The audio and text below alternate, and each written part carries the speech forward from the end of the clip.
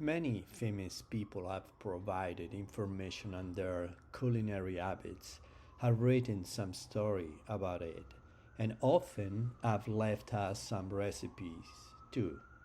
However, perhaps the most curious notes around the kitchen world come from the 15th century and are written by one of the most emblematic figures of all time, Leonardo da Vinci.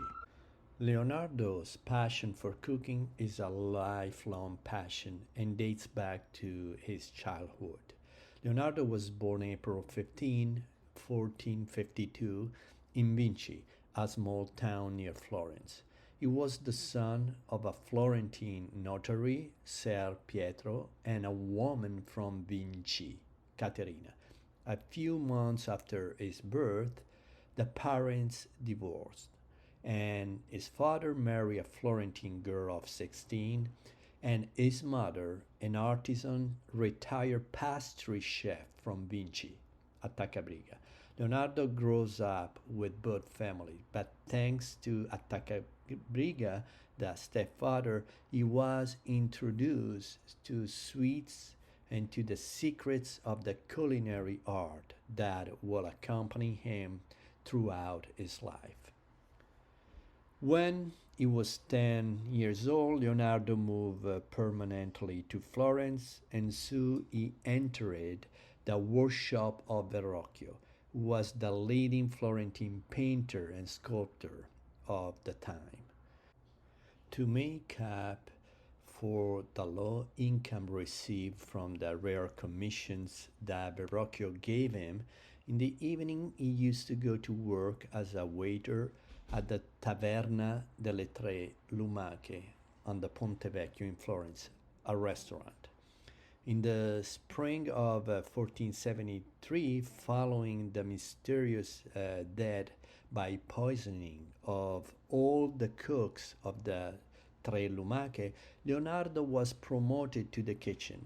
As a head chef, he decided to work to civilize the dishes served at the Tre Lumache. However, the tavern's customers complained because Leonardo renewed the tavern menu with something similar to what we now call Nouvelle Cuisine.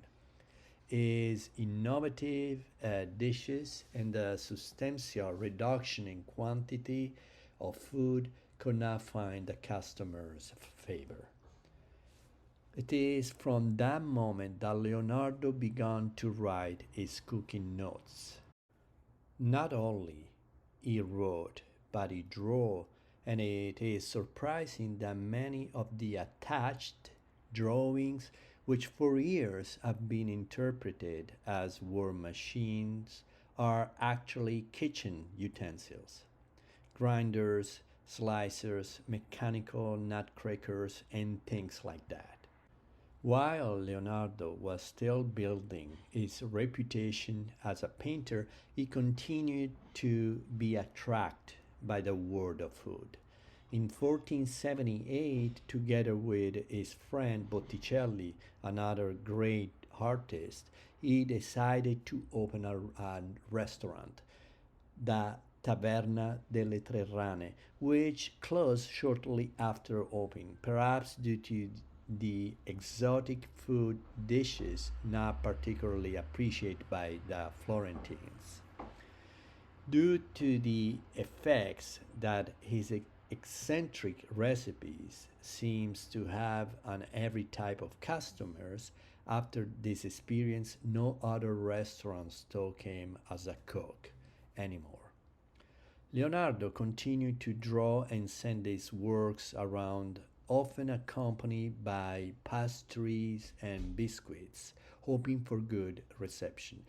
When, in 1482, Leonardo went to Milan hoping to find a good job, he introduced himself to Ludovico il Moro, the Duke of Milan, with the following words written by hand: I have no rivals in building bridges, fortifications, and catapults, and also other secret tools that I dare not describe on this page.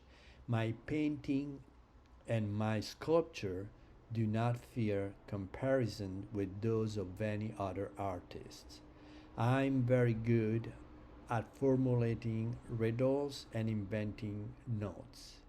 Also, I make cakes that have no equal. So, Leonardo demonstrates supreme self confidence by mentioning all of his extraordinary talents, among which he also includes great culinary qualities. Obviously, the Duke was strongly impressed by the extraordinary nature of the young Florentine and gave Leonardo the position of counselor of fortification and grand master of parties and banquets at the Sforza court. Leonardo was happy. He had people working with him and for him.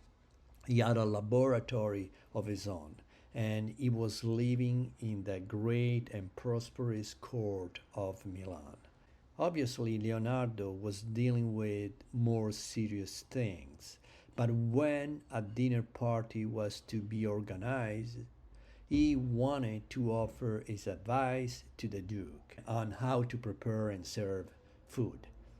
The Duke wanted him to design the kitchens of the castle, and Leonardo immediately came out with what he considers necessary for a kitchen.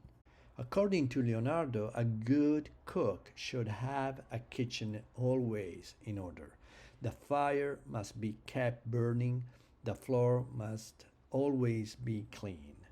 A continuous boiling water supply is necessary as well as tools to wash, chop, slice, peel, and cut food, machines to remove the bad smell from the kitchen and replace them with pleasant and smoke free air.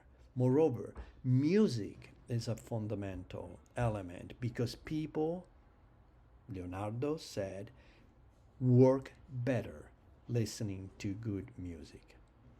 Leonardo spent days and days observing fires burning different woods, measuring the time they take to burn, measuring the temperature. He invented a wood conveyor belt with a saw so that the logs could be automatically pushed into the fire. He designed a mechanical rotisserie, a water heater, a machine that always keeps the floor clean, and steel machines for chopping, cutting, slicing, all powered by water or horses, and a giant bread slicer powered by wind.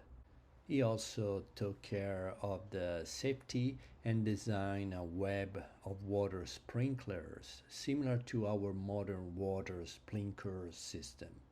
So Leonardo dedicated himself with great curiosity and passion to extraordinary war machines, hydraulic engineering systems, prototypes of flying objects, as well as to kitchen tools.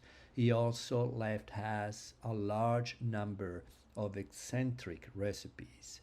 Leonardo also dedicated some of his time to table etiquette, compiling a precise list of rules. These are just a few of his own list. I suggest you to read them because I'm sure you will enjoy the writing. Surprisingly, even the major works for which Leonardo is well known are not completely disconnected from his culinary passion.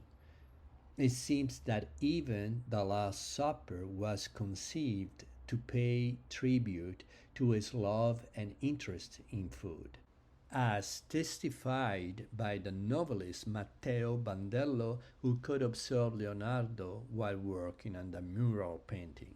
Leonardo asked to have a large table placed in the middle of the room, where he and his collaborators distribute glasses of wine and dishes every day in order to find the right position and inspiration. These practices went on, day after day, without Leonardo starting to really drawing. So that the prior, concerned about the slow pace of work, wrote to Duke Ludovico complaining that after more than 1 year there was still not one mark on the wall. But on the other hand, the wine cellars and the kitchen's storerooms were empty. It looks like after tasting all the wine and consuming food in abundance, Leonardo decided for the simplicity and frugality of the table, the food we can admire today in the fresco.